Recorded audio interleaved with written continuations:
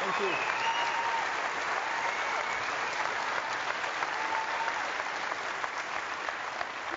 That never happens when you're actually writing, does it? In my head. Actually, no. I mean, that's the weird, wonderful, fantastic side of.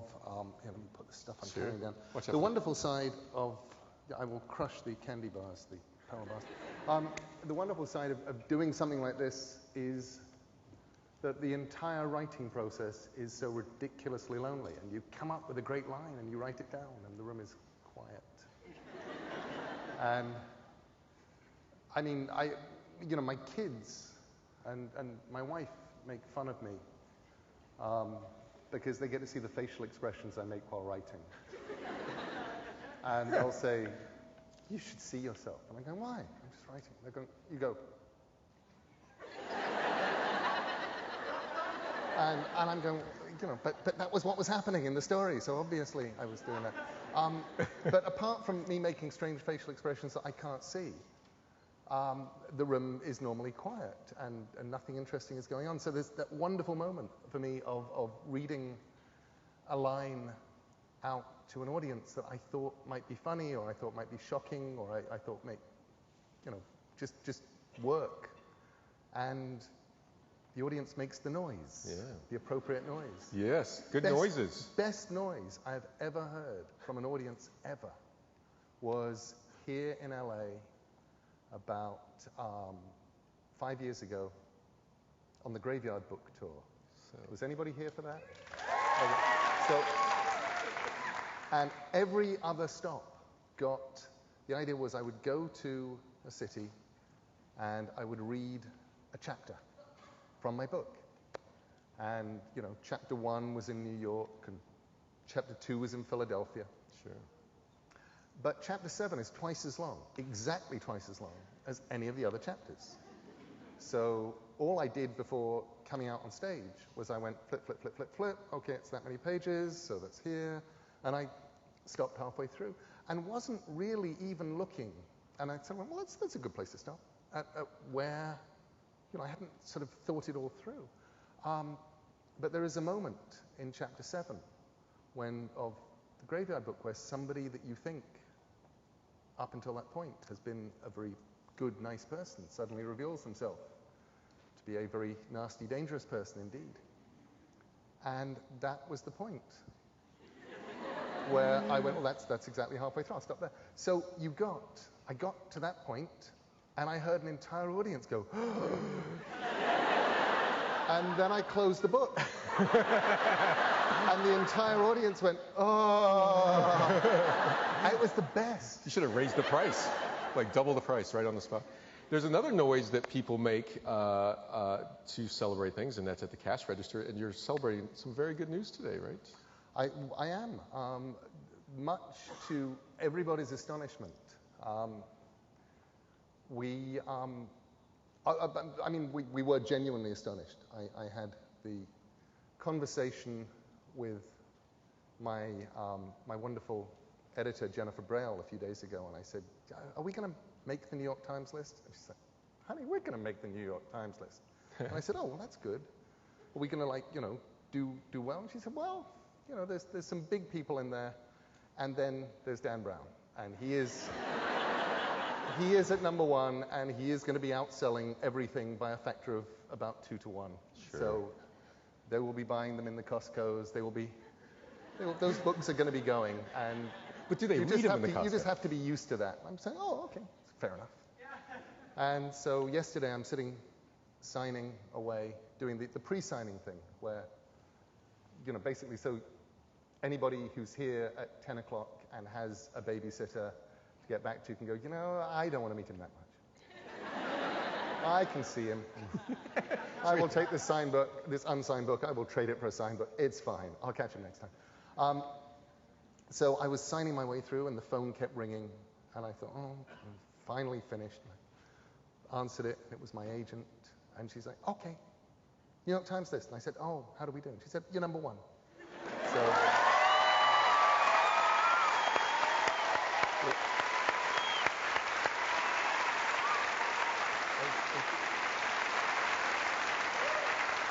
That's good.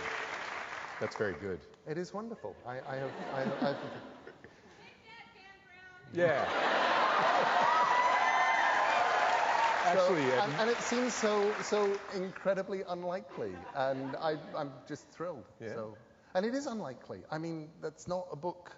It's not even a book that should have existed as a book. It just sort of everything else I've done. I at least knew that I was doing. You know, I've been planning to write a book called The Graveyard Book for about 20 years, and as the years got closer, I was going, okay, and I know the shape of this book, and it's going to be every 2 years, and it'll be a set of short stories, and it'll be shaped like this, and you know, and I knew that I knew American Gods was going to be the size and shape of a brick.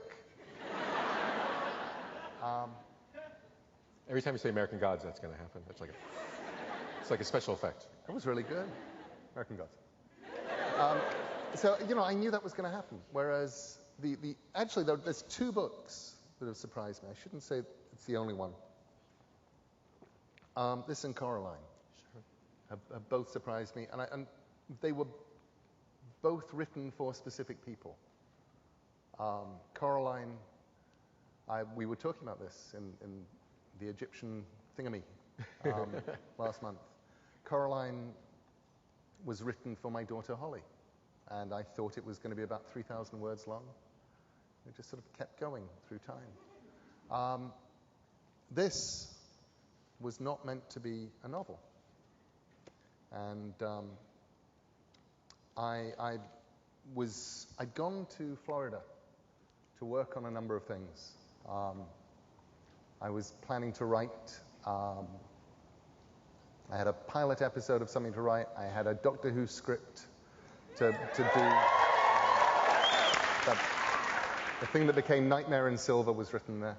I had all of the stuff, and I wanted to work on it.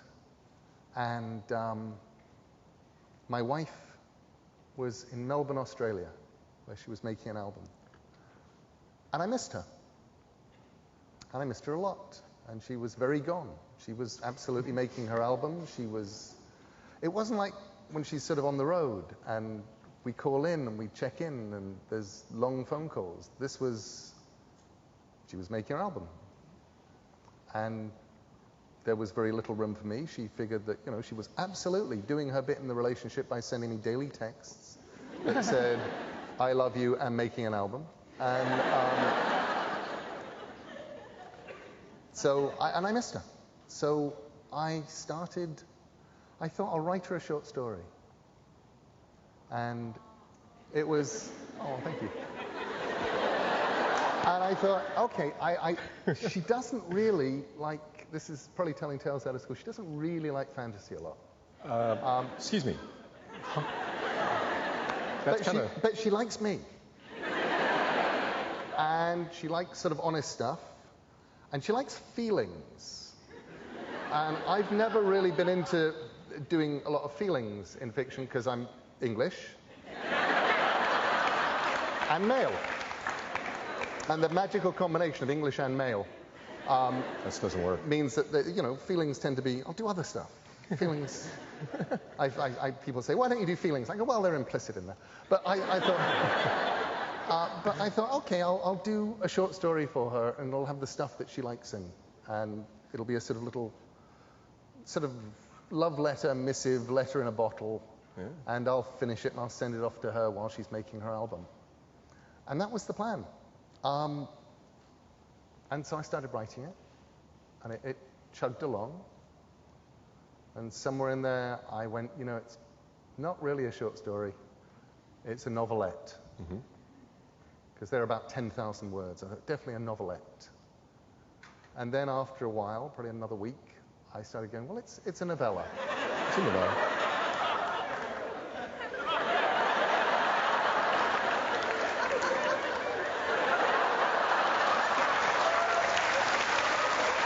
And the people that scolded you about your phones are surfing the internet.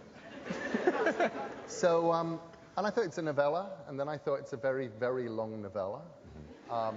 And somewhere in that, I emailed my editor and said, Jennifer, I've got this thing that I'm writing, and it's a novella, and I'm not really sure how we'll publish it, but just wanted to warn you that it exists. It's like a hurricane. It's on the map. And then the 3 or 4 months had gone by, and I hadn't actually finished this story to send it off to Amanda, because she'd now finished making her album. And she came to Dallas to mix the album, and I flew to Dallas to be with her, and I finished writing the book in a coffee shop in Dallas, and then I started typing it. And that was great, because every night she'd come back exhausted from a long day of mixing the album, and I'd read her what I'd written, what I'd typed out that day. And then in the morning, I'd say to her, okay, so where do you remember up to? And she'd tell me where she fell asleep. And I'd go back before that, and I'd read to the end of the thing. And at the end of our time in Dallas, I'd finished typing the book, and I did a word count. And I sent a very astonished and kind of apologetic email to Jennifer Braille, and I said, I wrote a novel. I didn't mean to. No offense. But there is a novel that now exists that didn't exist before. I hope you don't mind. And she was like, well, send it along. It's number 1, by the way. And I sent it over to her, and she was I think she was the second person to tell me, sent it to a couple of my friends, and was getting very odd reactions, not reactions that I normally expect. How's that?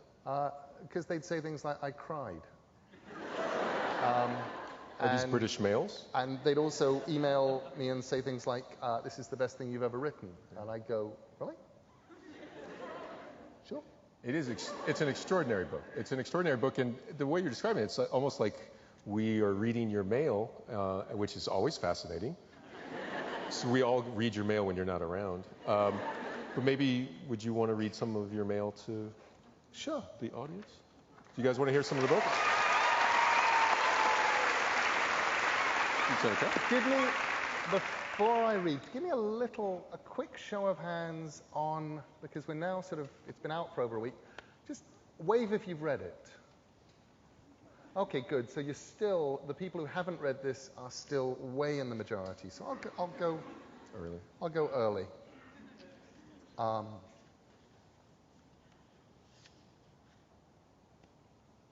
Our narrator at this point in the story is 7 years old, and his bedroom has just been let out by his parents to make money, and he's moved into his sister's bedroom and is rather grumpy about it. And currently, his bedroom is being let out to a South African opal miner. It was the first day of the spring holidays, 3 weeks of no school. I woke early, thrilled by the prospect of endless days to fill however I wished. I would read. I would explore. I pulled on my shorts, my t-shirt, my sandals. I went downstairs to the kitchen. My father was cooking while my mother slept in. He was wearing his dressing gown over his pajamas. He often cooked breakfast on Saturdays. I said, Dad, where's my comic? He always bought me a copy of Smash before he drove home from work on Fridays, and I would read it on Saturday mornings. In the back of the car, do you want toast? Yes, I said, but not burnt. My father did not like toasters. He toasted bread under the grill, and usually he burnt it. I went outside into the drive. I looked around. I went back into the house. Dad, where's the car? In the drive. No, it isn't. What? The telephone rang, and my father went out into the hall where the phone was to answer it. I heard him talking to someone. The toast began to smoke under the grill. I got up on a chair and turned the grill off. That was the police, my father said. Someone's reported seeing our car abandoned at the bottom of the lane. I said I hadn't even reported it stolen yet. Right, we can head down now, meet them there. Toast! He pulled the pan out from beneath the grill. The toast was smoking and blackened on one side. Is my comic there, or did they steal it? I don't know. The police didn't mention your comic. My father put peanut butter on the burnt side of each piece of toast, replaced his dressing gown with a coat worn over his pajamas, put on a pair of shoes, and we walked down the lane together. He munched his toast as we walked. I held my toast and did not eat it. We'd walked for perhaps 5 minutes down the narrow lane which ran through fields on each side when a police car came up behind us. It slowed, and the driver greeted my father by name. I hid my piece of burnt toast behind my back while my father talked to the policeman. I wished my family would buy normal, sliced white bread, the kind that went into toasters, like every other family I knew. My father had found a local baker's shop where they made thick loaves of heavy brown bread, and he insisted on buying them. He said they tasted better, which was, to my mind, nonsense. Proper bread was white and pre-sliced and tasted like almost nothing. That was the point. The driver of the police car got out, opened the passenger door, told me to get in. My father rode up front beside the driver. The police car went slowly down the lane. The whole lane was unpaved back then, just wide enough for one car at a time, a puddly, precipitous, bumpy way with flints sticking up from it, the whole thing rutted by farm equipment and rain and time. These kids, said the policeman, they think it's funny. Steal a car, drive it around, abandon it. They'll be locals. I'm just glad it was found so fast, said my father. Funny them leaving it down here, though, said the policeman, because it's a long way back to anywhere from here. We passed a bend in the lane and saw the white Mini over on the side in front of a gate leading into a field, tires sunk deep in the brown mud. We drove past it, parked on the grass verge. The policeman let me out, and the three of us walked over to the Mini while the policeman told my dad about crime in this area and why it was obviously the local kids had done it, and my dad was opening the passenger side door with his spare key. He said, "Someone left something in the back seat." My father reached back and pulled the blue blanket away that covered the thing in the back seat, even as the policeman was telling him that he shouldn't do that. And I was staring at the back seat because that was where my comic was. So I saw it. It was an it, the thing I was looking at, not a him. Although I was an imaginative child, prone to nightmares, I had persuaded my parents to take me to Madame Tussauds Waxworks in London when I was 6, because I'd wanted to visit the Chamber of Horrors, expecting the movie monster chambers of horrors I'd read about in my comics. I'd wanted to thrill to waxworks of Dracula and Frankenstein's monster and the Wolfman. Instead, I was walked through a seemingly endless sequence of dioramas of unremarkable, glum-looking men and women who had murdered people, usually lodgers and members of their own families, and who were then murdered in their turn, by hanging, by the electric chair, in gas chambers. Most of them were depicted with their victims in awkward social situations, seated around a dinner table, perhaps, as their poisoned family members expired. The plaques that explained who they were also told me that the majority of them had murdered their families and sold the bodies to anatomy. It was then that the word anatomy garnered its own edge of horror for me. I did not know what anatomy was. I knew only that anatomy made people kill their children. The only thing that had kept me from running screaming from the Chamber of Horrors as I was led around it was that none of the waxworks had looked fully convincing. They could not truly look dead because they did not ever look alive. The thing in the back seat that had been covered by the blue blanket, I knew that blanket. It was the one that had been in my old bedroom on the shelf for when it got cold. It was not convincing either. It looked a little like the opal miner, but it was dressed in a black suit with a white ruffled shirt and a black bow tie. Its hair was slicked back and artificially shiny. Its eyes were staring, its lips were bluish, but its skin was very red. It looked like a parody of health. There was no gold chain around its neck. I could see underneath it, crumpled and bent, my copy of Smash, with Batman looking just as he did on the television, on the cover.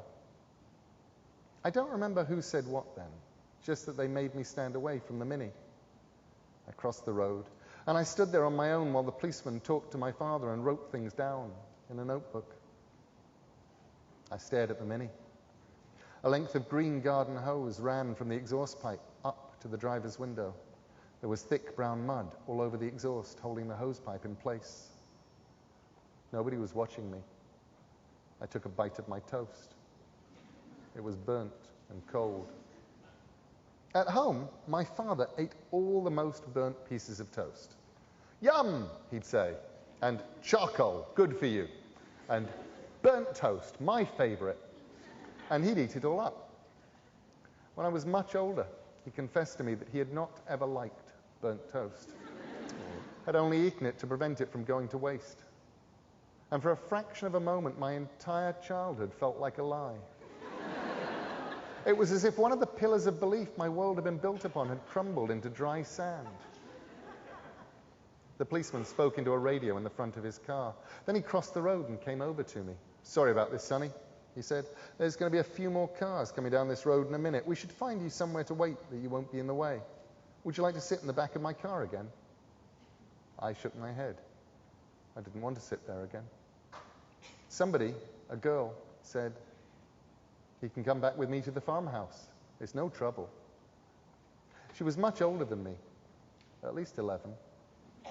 Her red-brown hair was worn relatively short for a girl, and her nose was stub. She was freckled. She wore a red skirt. Girls didn't wear jeans much back then, not in those parts. She had a soft Sussex accent and sharp grey-blue eyes. The girl went with the policeman over to my father, and she got permission to take me away, and then I was walking down the lane with her. I said, "There is a dead man in our car." "That's why he came down here," she told me. "The end of the road. Nobody's going to find him and stop him around here 3 o'clock in the morning. And the mud there is wet and easy to mold." "Do you think he killed himself?" "Yes." "Do you like milk?" "Gran's milking Bessie now." I said, "You mean real milk from a cow?" And then felt foolish. But she nodded reassuringly. I thought about this. I'd never had milk that didn't come from a bottle. I think I'd like that.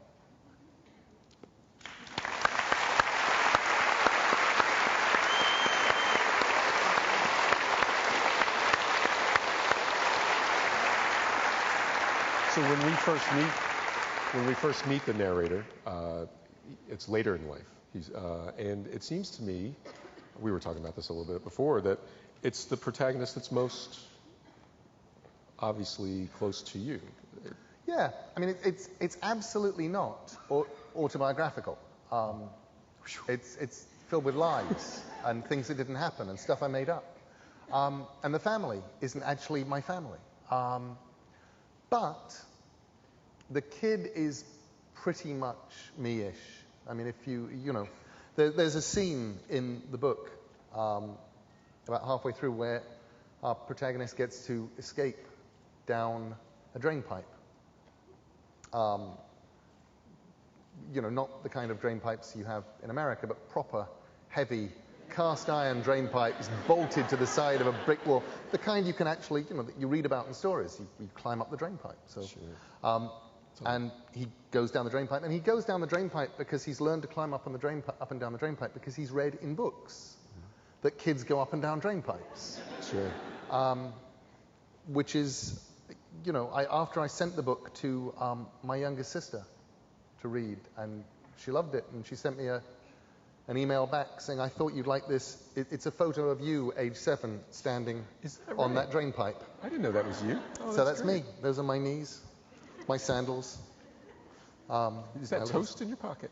No toast. Toastless. But that's the kind of thing where I actually cheated because my dad didn't actually find a baker's that would make giant, incredibly heavy brown bread things until I was about 12. I got the white sliced bread, and then when I was 12. Actually, there was a period where he would make his own bread, and that was terrible because he would make me sandwiches to take to school, and he'd make like cheese sandwiches or peanut butter sandwiches, and he never quite got the bread making thing down. So although he always made them with enormous enthusiasm, so they would crumble. They were incredibly crumbly, and by the time it got to lunchtime, it would somehow turn into a ball, and it would just be a ball with peanut butter or cheese at the center and crumbs, and you'd sort of pick this thing up and you'd go, you are not a sandwich. But anyway, so yes, there's an awful lot of me in there, and my point of view, and more than anything, the thing that I was trying to give to Amanda was there are places, a lot of the places that I grew up don't exist anymore. People build roads over them, build housing estates over them. They just sort of vanished. And I thought it would be fun to try and conjure up these places. So you could actually, if you had access to Google Earth circa 1967, you could actually point to where all the things occur. But then, of course, I lie and I cheat and I move things around. And I took the pond from one place and moved it to another. I swapped farms around. I cheat. There's a really lovely line in there, which I can't do justice to, but where he's on the journey back, the geographic journey, and it's taking him back through time, and he sees that the lane is the only thing that hasn't changed. And you talk about, the sort of the riven lane. It's really kind of lovely. Where was that at for you? Well, I haven't actually gone back down that lane, which is one of the things that's really interesting for me. Is the lane that we lived on. When I was a kid, I was completely convinced that the world that I lived in was a sort of, essentially a sort of semi-mythological place. And, or at least I was able to always overlay it with a sort of peculiar mythology. So when I heard that one of the farms down our lane was mentioned in the Doomsday Book, which was the big list of all the properties in England that was compiled for William the Conqueror in 1066, compiled probably about 1080s. It didn't occur to me that 1,000 years before it would have been this little wooden hovel. I just went, that nice red brick farmhouse has been there for 1,000 years. Yeah. And then I started thinking, well, wouldn't it be interesting if the people who had lived there, who live there now, had been the same people for 1,000 years? I don't think anyone would notice in this part of the world. Probably not. And I started building this weird little personal mythology out of that. So somewhere in my teens, I decided they'd be called the Hempstocks. Well, and I just had them, and they lived there, and they lived at the bottom of the lane. And I kept expecting to write a story about them. So, and seeing that I never actually got to write a story set in my lane, I never did. But I'd sort of decided that probably their family had spread out a little bit. So there are Hempstocks in Stardust, and then there's Liza Hempstock in the Graveyard Book. And I thought, okay, well, they're obviously relations. And one day, I had a vague idea I would go and write a story with the Hempstocks in it. And then, in about 2003, so that was sort of always sitting there. Then in about 2003, I bought my first Mini Cooper. And my father was visiting America at the time. He was still alive. And I said, it's so fun having a Mini. It's peculiarly, I don't know whether by intention or by design or just by accident, it's proportionally, they've made them bigger than they were when I was a kid. So it's proportionally exactly the same size it's like an action figure than I was when I was a kid. It's like they're one of the few things that hasn't changed somehow because it hasn't shrunk. I said, I love that old white Mini that you had. Whatever happened? Why did you get rid of that? And he said, never told you that story, did I? And I said, no. And he said, well, we had a lodger, and he went gambling in Brighton, and he gambled away all his money, and he gambled away all his friends' money, and then he stole the Mini. And he said, and it was left down the lane, and I went down, identified the body, and sold the Mini that afternoon. Oh. And I didn't go, Wait, hold on. Did he tell the person that he sold it to? I don't know. Let's call him. No. Sorry. I didn't ask that question, but mostly, and I also didn't, it's that sort of weird thing where something is in distant past. I didn't go, what a terrible tragedy. What I actually did was go, you mean something interesting happened in my house when I was 7?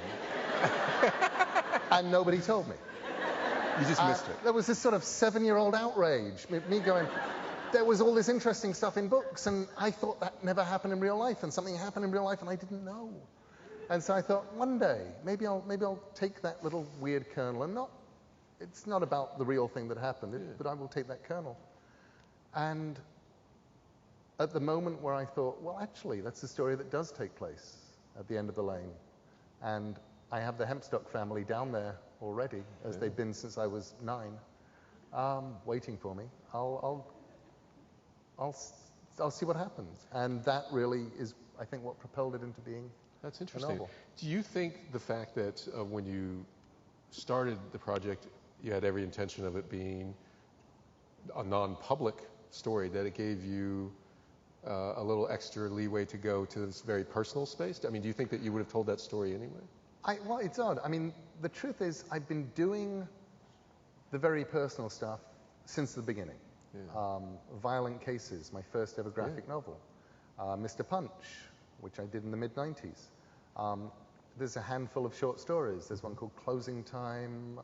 There's a few of these short stories where I'll take a character who is pretty obviously me and write a very unreliable sequence of autobiography in which I change stuff around and start playing with it.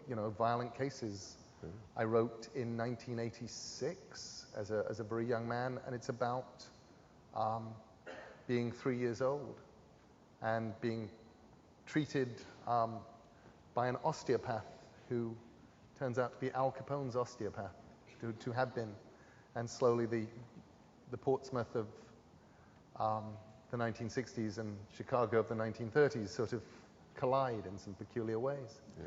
And that was one of the first things that I ever did. But normally what would happen whenever I would do these weird little personal stories is that they would be published to deafening silence. And people would come up to me and say, I really like that thing. And I would say, thank you. But they wouldn't actually touch nerves. They'd just be these weird things that I'd go, okay, I love the idea that, by the end of my life, you'd have an entire, completely unreliable autobiography's worth of these things. But I don't think I would have done it had I known that I was writing a novel and that it was going to be published as a novel. I think that it was absolutely a driving thing in this. But it was going to be one of my little short stories, and it was essentially personal. I would have published it. It would have given it to an anthology or to a magazine or something once it was done, or possibly just kept it around for the next short story collection and gone, look, an unpublished short story. Yeah. Like I did that, I think, with How to Talk to Girls at Parties in the last one. Sure. So, and then, which is another one of those incredibly unreliable autobiographical it's stories. It's fiction. No one expects it to be reliable. Oh,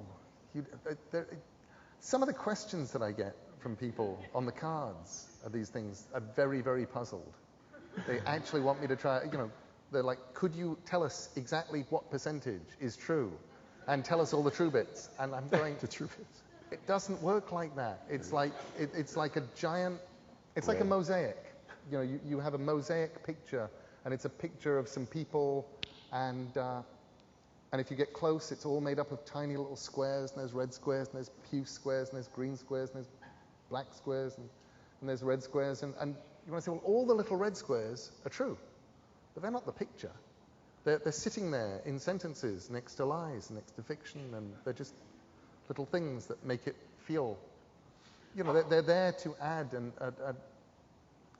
a level of veracity to an otherwise completely unreliable narrative. Yeah, the bricks and the mortar. They are. Basically, they're there to convince you that I'm not lying to you. Yeah, I totally believe you, everything you say. Do you find that the writing craft for you, what do you find is the challenge that you have at this stage in your career? Every stage of your career, you have a different challenge, a different opportunity. What do you see as your challenge these days? I think the biggest challenge right now, which is definitely a completely different challenge to when I started out, is trying to do stuff I haven't done before. Mm-hmm. And that's always something that keeps you going. But when you're starting out, everything you do is new. I found it a lot right now working on the new Sandman stuff that I'm writing. I can't wait. When I began writing Sandman in 1987, dear God, everything was new. Every panel was new. I'd never done that panel transition before. I'd never written that thing, and it was all completely new, and I didn't know how to do it. So that was the challenge.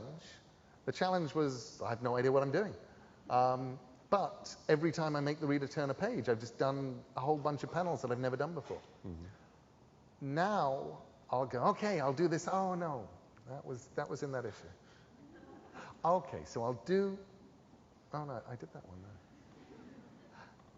They won't. Ah, no, I did that in Brief Lives. And there's this sort of weird feeling of just desperately trying to go, I have actually done an awful lot of things. I've written a lot. I've said a lot. And so the challenge for me is always trying to go, okay, well, how do I either do it new and make it different and make it interesting, or a new and odder challenge for me is sometimes how do I revisit things and keep it fresh? Oh, that's interesting. And with Sandman right now, it's a weird kind of how do I revisit it and keep it fresh. I just did a short story called How the Marquis Got His Coat Back, which is the first piece of it's the first piece of neverwhere fiction I've ever done since the novel, and it basically came into existence because the BBC did this absolutely fantastic audio thing, and good, which will come out, by the way, for sale in September. They had to sort of negotiate some stuff. You will actually be able to get it. And it had these fantastic people. It had James McAvoy, it had Benedict Cumberbatch, it had Christopher Lee. You are so clappy.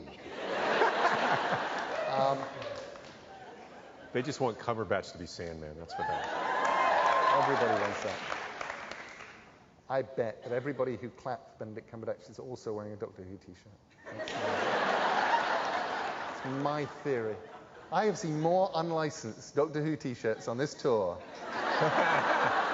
than BBC Worldwide knows exist. I have now seen 6 licensed t-shirts, as opposed to about 7,000. And I loved the adaptation they did. It was fantastic, and it was really fun. I thought, well, I'd really like Neverwhere. I should go and finish that story. Yeah. And I had half a page, literally, of a short story that I'd started in 2002, and it never got finished or even continued. It never got past the first page because I started it on the wrong kind of paper, which sounds kind of prissy. I know. If you're an author, it's wrong kind. So a fan, you lot are marvelous, and you give me things. And I, for my part, try and use the things that I'm given. And a fan gave me a beautiful sort of leather-bound notebook with absolutely beautiful paper in, and said, here, take this. I made the paper myself. I made the notebook myself. And the paper actually has crushed rose petals in the paper. And I went, how great. That's a lot of pressure. Well, and then what the person giving it to me hadn't thought through, and what I didn't know until he started writing, is if you take a fountain pen and try and write on paper that has crushed rose petals in it, Every line you will hit a crushed rose petal bit, and it will clog your pen. And after about, a page of cleaning the pen every line, I went, and I put the notebook aside. But I felt so guilty about the fact that the short story was sitting there. I went and got a completely different notebook and wrote a completely different story, which was one called Monarch of the Glen, which showed up in Smoke and Mirrors and other places. So I had the words, how the Marquis got his coat back, underlined, and a description that lasted about half a page of his coat. Wow. And nothing actually in the way of plot. And so I had to go, okay, how do I do a Neverwhere story? I haven't done Neverwhere since 1996. This is going to be exciting and weird. And it was really fun. But it was fun. But again, I had to figure out how you go back. So that's the challenge for me right now, is just not wanting to repeat myself, not wanting to ever, in the words of Douglas Adams, become my own word processor. Ooh, that would be... Good. Right on. I don't know. I don't know if she's cheering. Whatever she was cheering, I'm for it. Do you have other, I think if I remember correctly, it's either Tom Clancy or Joseph Wambaugh. There's one or the other that only writes with a Ticonderoga #2 pencil. Roald Dahl? No, well, then there's two people. No, I do have my weird little sort of quirks. I tend to write in fountain pen. I started doing that with Stardust and liked it so much. I just liked what it did to the prose. I liked the fact that it felt like it tightened everything. When I start on computer and I work into it, I notice I never delete anything. I just get bigger. Oh. And my prose has a tendency to bloat. Right. Whereas and I always feel bad about, I can't write a page and then just delete it. Whereas if I'm writing in a notebook and then I have to type stuff out, I can look at a page and go, you're rubbish. And I can not type it out, and I feel like I've saved myself work rather than that I've thrown something away or something. But what I do like to do in a notebook is change the ink color every day, have a couple of pens on the go in different ink colors so that I can actually look and see how productive I was that day. Yeah. And I actually like that. I can go, look, half a page in green, and then it goes blacky. Didn't do anything that day. Or I can go, look, 8, 9 pages here in brown ink. A sea of brown. Look, I did it. So that I like. That's definitely in terms of weird writing rituals. Is there any time that how much do you hold back your ideas before you say them to anybody? As far as, is there a vulnerable stage or a protean stage where you think you've learned that you don't share at that point, or do you just free flow? I used to share compulsively and with joy and enthusiasm. And people say, what are you working on? What are you going to do? And I say, well, I'm going to do this. And I would tell them book ideas, and I would tell them story ideas. And that started fading after a panel at World Fantasy Con in Chicago in 1989, I think, where Terry Pratchett and I announced the title of what would have been the sequel to Good Omens. And the following year, one of the people on the panel brought out a book with that title. And we went, oh, that's interesting. You can do that, I suppose. Yes, you can do that. And sort of learned a little bit from that. And also, there was a time when I watched my former English agent kill an entire project for me. When she said, what are you working on now? What are you thinking about? And I said, well, I've got this thing that I'm thinking about. And I told her this entire plot. And it was just this weird, goofy little thing that I was thinking of. I don't even know if I'd figured out whether it was going to be a comic or a book or whatever, but it was about this kid who decides that the only way, he makes a promise to he's not terribly smart, he makes a promise to his mother that he will make a name for himself in the world, people will know his name, and then he realizes that he has absolutely no talents or skills of any kind. And he thinks, well, actually, you don't have to be skilled and talented, you can just murder somebody. Yeah. So he decides that he will go down to Disneyland, he will be the person who shot Mickey Mouse. And that was... And after that, things got very weird. But I had this whole plot, and I'm sort of telling her about it, and I get to the end, and it's all been sort of fun and weird and exciting, and you have all these sort of, Disney enforcers in goofy masks and things coming around. I may have filed off some of the serial numbers. It might have been called The Mouse, and, It's probably wise. Probably wise. Attorneys. And I got to the end, and I finished, and there was a long pause, and she said, "Not very high concept, is it, dear?"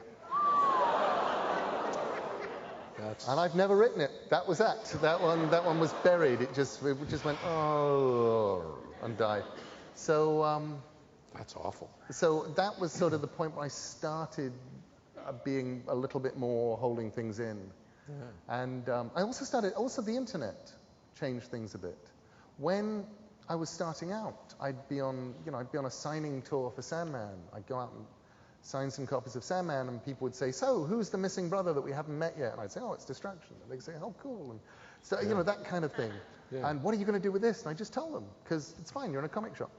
And then somewhere in the early 90s, the Rec Arts comics started appearing, and these, and suddenly I discovered, oh, hang on, if I tell somebody something in a comic shop somewhere, I'm no longer just telling one guy in a comic shop somewhere. Sure. I'm now actually technically telling the world. Yeah, the echo chamber. And I had to start learning to keep secrets about things that I was planning to do in fiction. Yeah. These are questions from you people. You lot. Hi, Neil. That's not a question. Hi. How long had you had the idea for the TARDIS incarnate? Oh, it was wonderful. Thank you. How long did I... The idea... So, I've been talking on my blog for ages about how much I was enjoying the new Doctor Who and how much I'd loved the old Doctor Who.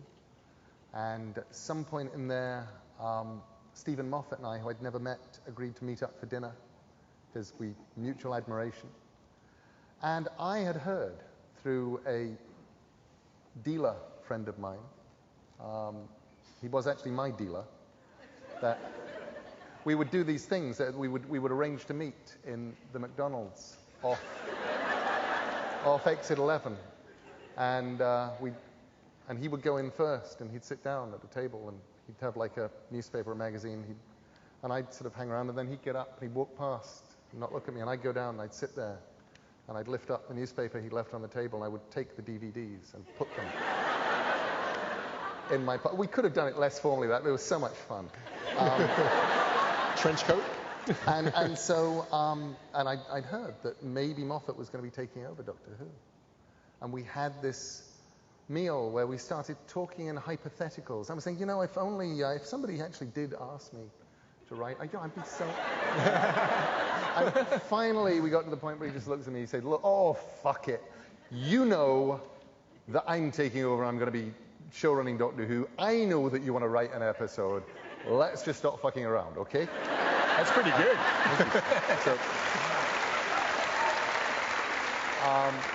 So I'm like, all right. And he said, just if you come up with an idea, call me.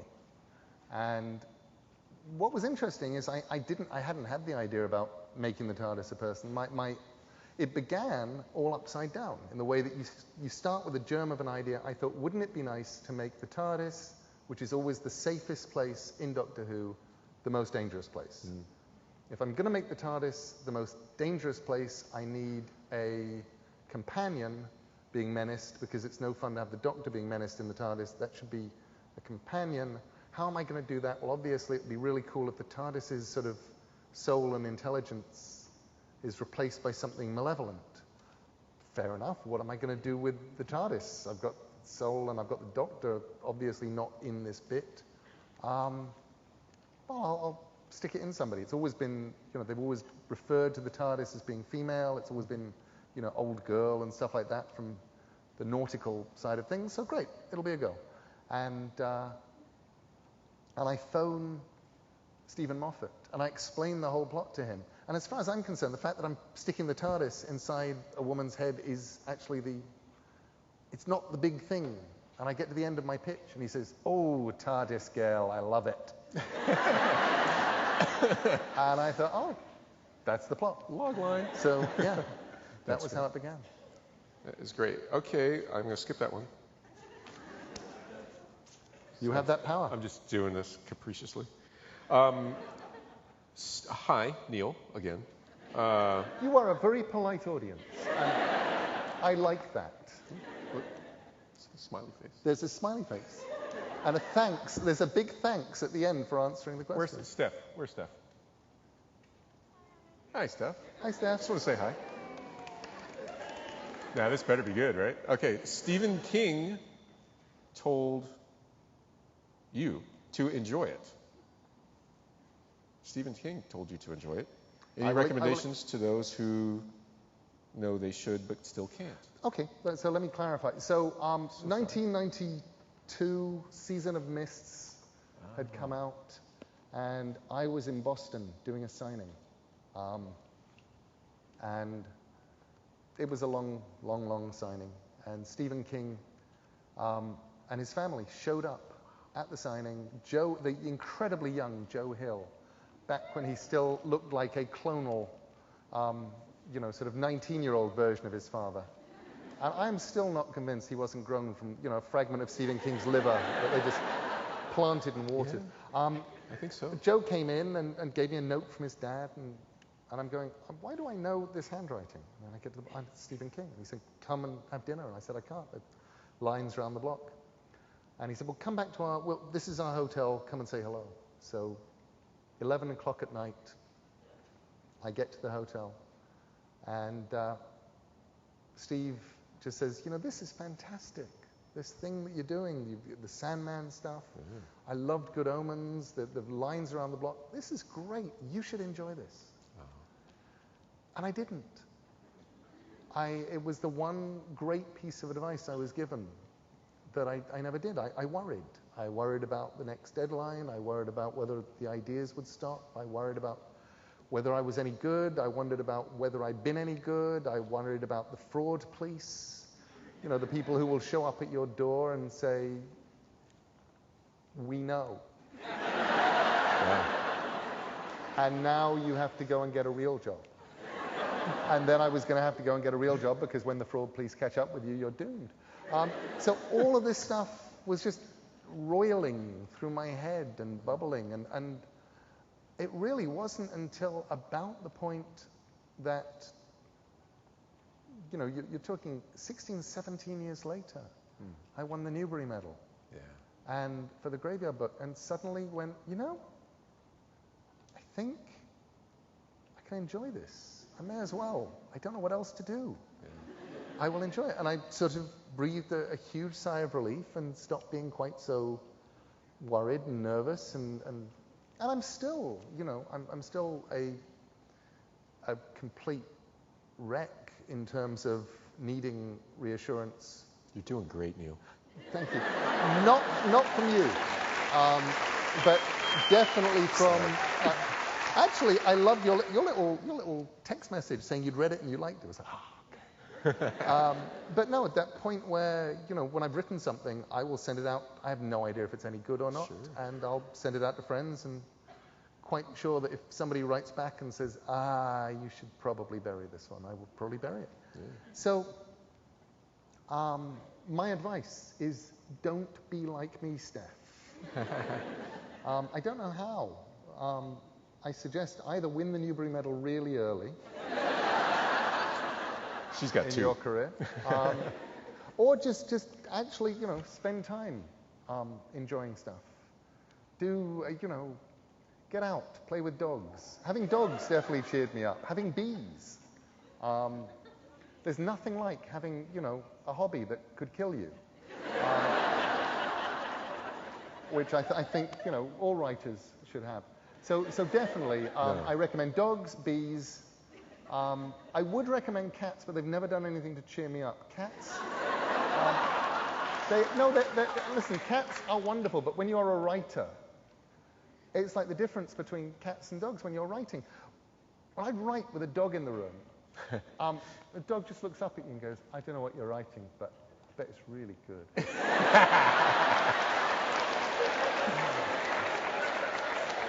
Because you're so clever. And I like you. And there's nobody in the world as clever as you are. Whereas cats actually get up onto the table, they walk past, they look at the screen, and they go, "You put a comma there." And they go away.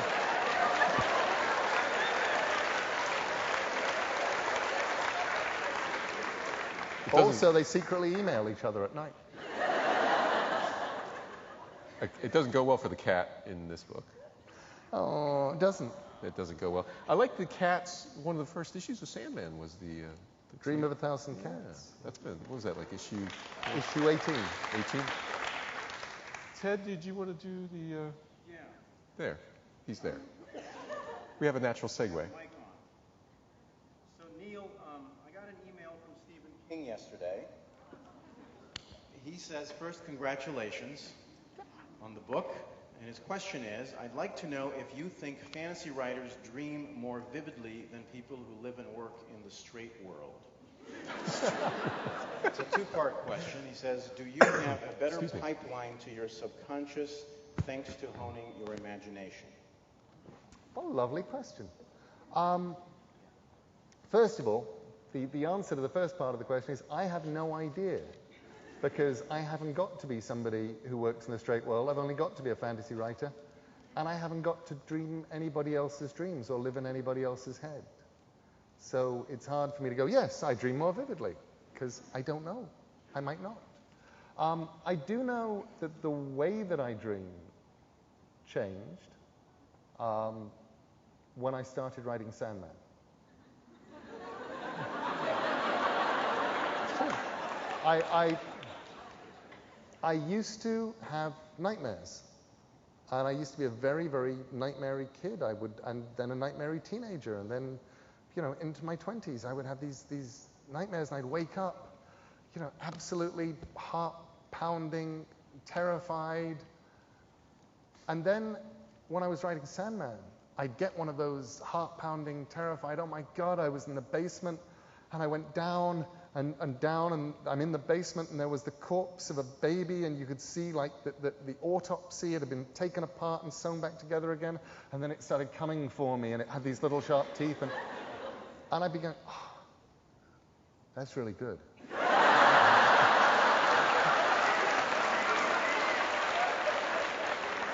And I scribble it down before I forgot it. And very, very rapidly, the great nightmares went away. They just pretty much stopped. And my eventual theory was whoever was doing them was just going, I don't get it. We throw the weirdest shit at him. He just goes, yes, give me more.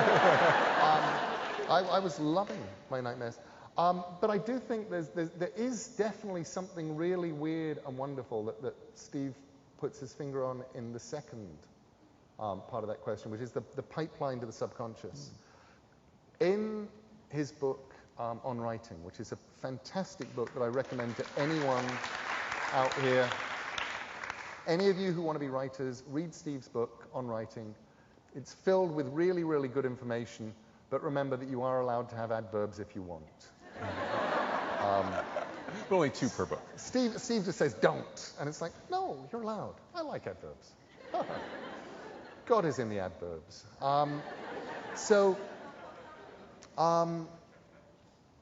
But there is this thing where what he calls the boys in the back room or the boys in the basement. Mm-hmm. And this was definitely a book that was written with the collaboration of the boys in the basement. Mm-hmm. You have these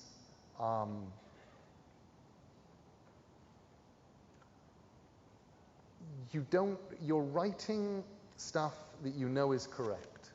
You don't know how it's going to turn out. You don't actually know what's going to happen next. But you kind of trust the boys in the basement. Mm-hmm. You trust these people who kind of know what they're doing and live in your head. This weird kind of pipeline to your subconscious. You're driving, you're not, E.L. Doctorow once described the process of writing one of his novels as like driving in the dark with your headlights on. And he said, well, you can't see very far, but you can see as far, you could drive from New York to LA, just with how far ahead you can see. And this book was more like driving through the fog at night with one headlight out. You're going kind of slowly. Mm-hmm. But what fascinated me was I always knew pretty much what was going to happen tomorrow. What I'd be writing tomorrow at the end of the day, I knew where that was. And when I didn't, I would wake up the next day and the boys in the basement would have been shifting stuff around. I go, oh yes, I know what I'm writing. And I'd read it and I would just write the next page. It would keep going. So I do think just because we have to do this day after day, the making stuff up thing and the trusting that we're doing the right thing, we do have a thing. But I don't think it's exclusive to writers of fantasy or horror or science fiction. I love Dickens. And one reason I love Dickens is because I wrote Sandman. And it was serial fiction. And it was a long-form serial fiction. So I go and I look at something like Bleak House. Yeah. And I start going, okay, this is the stuff where he knows what's happening. This is the stuff Lost. Where he has no idea what's happening, but he thinks it may come in useful. This is something that he's actually just done because he needs something to fill between that page and that page. But actually, he is going to find later on that that's incredibly useful because at the point where he goes, you know, I just need, for this plot to work, I just need a character who's that size and that shape, and oh, I've got one of those. I've got one of those already. And that fascinates me. In Sandman, I'm just writing a scene currently where I did the rough draft, and I went, you know, it's such a pity because I need a character who is this shape, and I wrote this character. And then suddenly, once I'd done the rough draft, I was going, you know, actually, I have that character already. She was in Sandman #3. I can bring her back. She can be that thing. And people are going to go, boy, he's clever. And I have no idea if I'm clever or not. It may well be just the boys in the basement doing their job. The cat says not. Cats always say not. There's two things that spring to mind. First of all, how big is Stephen King's basement? Because that guy, that's scary. John Irving, I wonder what you think of this. John Irving said that he never starts a book until he writes the last line, which is sort of taking what you're talking about to the next sort of nth level. So he wrote, in the world according to Garp, we are all of us terminal cases, before he started, or else he said he would just be meandering in the desert. Does that resonate with you at all, or is that just too far? No, it really doesn't resonate in any way, shape, or form. I don't want to know what the last line is before I start. I don't really want to know how it ends. I would like, for me, it's always the process of discovery that's magical. One of the places that I suppose is a nice example of the thing that I'm talking about is in the Graveyard Book. In chapter 1 of the Graveyard Book, I wrote a nursery rhyme. I made up this, you know, sleep my little babby-o, sleep until you waken. And it ends. She doesn't finish it. She can't remember how it finishes, and so it doesn't finish. And all I knew was that it would come back in the end, and I would find out how it ended. And I didn't think about it for a moment, and I hadn't thought about what the rhymes were, and I hadn't thought about anything and how it was going to, you know, match into the themes of the book. And then I'm writing the very last chapter, and in the very last scene of the very last chapter, there is Mrs. Owens, and she sings the final thing, and the final thing is just this leave no path untaken. And I thought, that's it. And I just felt like the first reader. Wow. I didn't feel like the clever writer. I just felt, oh, that's what she says. How fantastic. And then finished the book and found out how it ended. Yeah. And you have to have, for me, if you don't have that process of discovery, you don't have anything. Except, of course, in the current Sandman project. Because I know exactly what's on how that ends. Because that, of course, ends with the splash page of Sandman 1. Ooh. I see. So that will be at the end of episode 6. Nobody's going to buy it now. Yeah, no. I just skipped that completely. There's some people that are storytellers. Tonight we have with us someone who is a story, a never-ending story, ladies and gentlemen, Neil Gaiman. Oh, we did? Do we have 5? This is like an... Do we have 5? Okay. This is like a concert encore now. You guys cheer, and he's going to come back. So, I had this idea, and a lot of it has to do with how incredibly cool this space is. It's really a wonderful space. And I'm doing, as you know, I'm on tour for The Ocean at the End of the Lane. That's what I'll be signing for you, plus one other thing. And that's what this is all about. One of the things you should never, ever, ever, ever do if you become an author is have a lead title come out from your adult publisher in June, and then a lead title come out from your children's publisher in September. This is wrong. Do not do this. So, given that I was away when they told us that, and given that this was a book that I'd been working on quietly in my notebook for about a year, maybe 18 months, and handed in. And it just so happened that once it was handed in, and by the time it was illustrated, it was coming out in September, I suddenly found myself with an extra book coming out. And most of the stops on this tour I've just read from this. But I thought, this is such a glorious little venue that if you didn't mind, I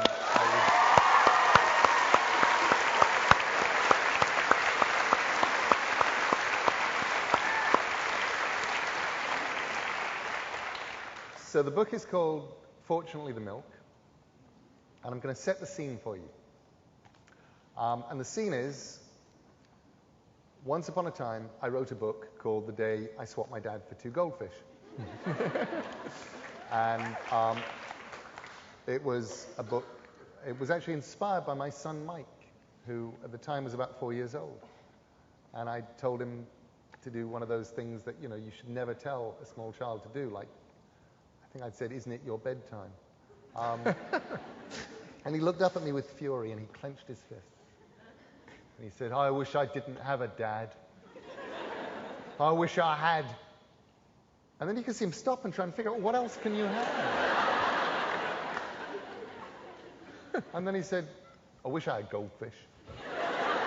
And he went off to bed. And I thought, that's brilliant.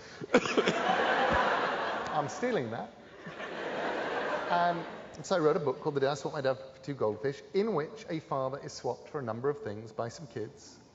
And he gets passed along from kid to kid, and he's reading his newspaper and he never notices. And this book has been given to fathers on Father's Day as Father's Day gifts ever since. And I have felt guilty. Because I thought, it's daddist. So I thought I will strike a blow for fathers everywhere. I would do a book with a dad, for kids, with a dad as a hero. So that was my plan.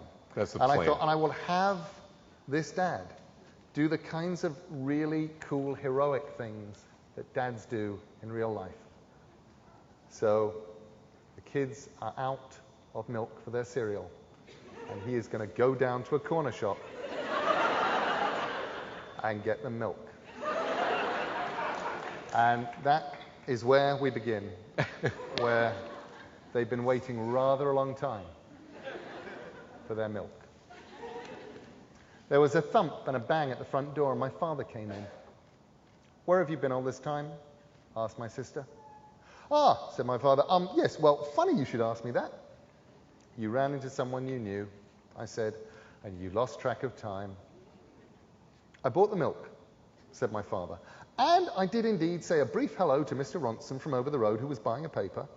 I walked out of the corner shop and heard something odd that seemed to be coming from above me. It was a noise like this. Thumb, thumb. I looked up and saw a huge silver disc hovering in the air above Marshall Road. Hello, I said to myself. That's not something you see every day. And then something odd happened. That wasn't odd, I said. Well, something odder, said my father. The odd thing was the beam of light that came out of the disc, a glittery, shimmery beam of light that was visible even in the daylight. And the next thing I knew, I was being sucked up into the disc. Fortunately, I had put the milk into my coat pocket. The deck of the disc was metal. It was as big as a playing field, or bigger. It's got amazing illustrations by Scotty Young that you cannot see from where you're sitting, but it does. We have come to your planet from a world very far away, said the people in the disc. I call them people, but they were a bit green and rather globby, and they looked very grumpy indeed. Now, as a representative of your species, we demand that you give us ownership of the whole planet. We are going to remodel it. I jolly well won't, I said. Then it said, we will bring all your enemies here and have them make you miserable until you agree to sign the planet over to us. I was going to point out to them that I didn't have any enemies when I noticed a large metal door with emergency exit, do not open for any reason, this means you on it. I opened the door. Don't do that, said a green globby person. You'll let the space-time continuum in. But it was too late. I'd already pushed open the door. I jumped. I was falling. Fortunately, I'd kept tight hold of the milk. So when I splashed into the sea, I didn't lose it. What was that? Said a woman's voice. A big fish? A mermaid? Or was it a spy? I wanted to say that I wasn't any of those things, but my mouth was full of seawater. I felt myself being hauled up onto the deck of a little ship. There were a number of men and a woman on the deck, and they all looked very cross. Who be ye, landlubber? Said the woman, who had a big hat on her head and a parrot on her shoulder. He's a spy, a walrus in a coat, a new kind of mermaid with legs, said the man. What are you doing here? Asked the woman. Well, I said, I just set out to the corner shop for some milk, for my children's breakfast and for my tea. And the next thing I knew, he's lying, Your Majesty. She pulled out her cutlass. You dare lie to the Queen of the Pirates? Fortunately, I kept tight hold of the milk. And now I pointed to it. If I did not go to the corner shop to fetch the milk, I asked them, then where did this milk come from? At this, the pirates were completely speechless. Now, I said, if you could let me off somewhere near to my destination, I will be much obliged to you. And where would that happen to be? Said the Queen of the Pirates. On the corner of Marshall Road and Fletcher Lane. I said, my children are waiting there for their breakfast. You're on a pirate ship now, my fine bucko, said the Pirate Queen, and you don't get dropped off anywhere. There are only two choices. You can join my pirate crew, or refuse to join, and we will slit your cowardly throat, and you will go to the bottom of the sea, where you will feed the fishes. What about walking the plank? I asked. Never heard of it, said the pirates. Walking the plank, I said, is what proper pirates do. Look, I'll show you. Do you have a plank anywhere? It took some looking, but we found a plank. And I showed the pirates where to put it. We discussed nailing it down, but the Pirate Queen decided it was safer just to have the two fattest pirates sit on the end of it. Why exactly do you want to walk the plank? Asked the Pirate Queen. I edged out onto the plank. The blue Caribbean water splashed gently beneath me. Well, I said, I've seen lots of stories with pirates in them, and it seems to me that if I'm going to be rescued... At this, the pirates started to laugh so hard their stomachs wobbled, and the parrot took off into the air in amazement. Rescue, they said. There's no rescue out here. We're in the middle of the sea. Nevertheless, I told them, if you are going to be rescued, it will always be while walking the plank. Which we don't do, said the Pirate Queen. Here, have a Spanish doubloon and come and join us in our piratical adventures. It's the 18th century, she added, and there's always room for a bright, enthusiastic pirate. I caught the doubloon. I almost wish that I could, I told her, but I have children, and they need their breakfast. Then you must die. Walk the plank. I edged out to the end of the plank. Sharks were circling. So were piranhas.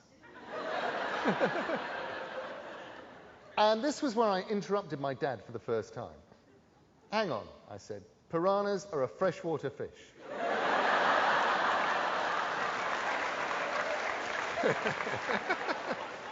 What were they doing in the sea? You're right, said my father. The piranhas were later. Right, so I was out at the end of the plank, facing certain death, when a rope ladder hit my shoulder and a deep booming voice shouted, "Quickly, climb up the rope ladder." I needed no more encouragement than this, and I grabbed the rope ladder with both hands. Fortunately, the milk was pushed deep into the pocket of my coat. The pirates hurled insults at me and even discharged pistols, but neither insults nor pistol shot found their targets, and I soon made it to the top of the rope ladder. I'd never been in the basket of a hot air balloon before. It was very peaceful up there.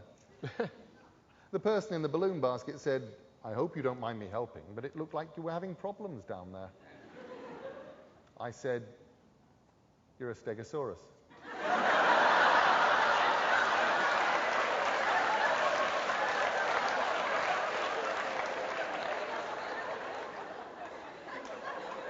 "I am an inventor," he said. "I have invented the thing we are traveling in, which I call Professor Stegg's floaty ball person carrier."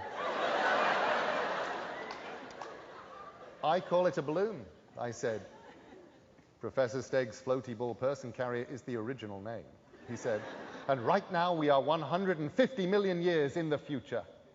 "Actually," I said, "we're about 300 years in the past." "Do you like hard, hairy, wet, white crunchers?" he asked. "Coconuts?" I guessed. "I named them first," said Professor Stegg. He picked up a coconut from a basket and ate it, shell and all, just as you or I might crunch toast. He showed me his time machine. He was very proud of it. It was a large cardboard box with several pebbles on it and stones stuck to the side. There was also a large red button. I looked at the stones. "Hang on," I said, "those are diamonds and sapphires and rubies." "Actually," he said, "I call them special shiny clear stones, special shiny bluey stones, and special shiny red stones," I suggested. "Indeed," he said, "I called them that when I was inventing my really good moves around in time machine 150 million years ago." "Well," I told him, "it was very lucky for me that you turned up when you did and rescued me. I'm slightly lost in space and time right now, and I need to get home in order to make sure my children get milk for their breakfast." I showed it to him. "This is the milk, although I expect that 150 million years ago you called it wet, white, drinky stuff." Ew. "Dinosaurs are reptiles," said Professor Stegg. "We do not go in for milk." "Do you go in for breakfast cereal?" I asked. "Of course," he said. "Dinosaurs love breakfast cereal, especially the kind with nuts in."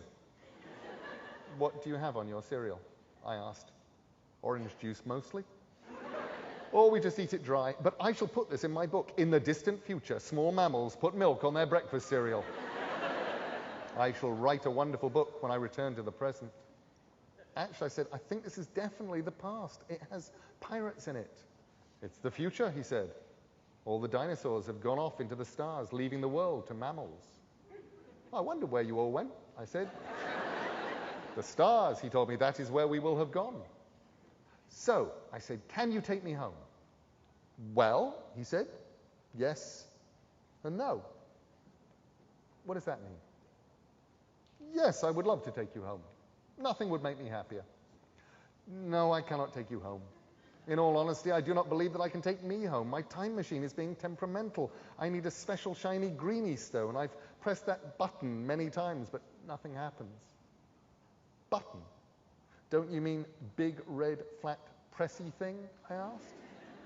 "I most certainly do not. It is a button. I named it after my Aunt Button." That's fantastic. Thank you.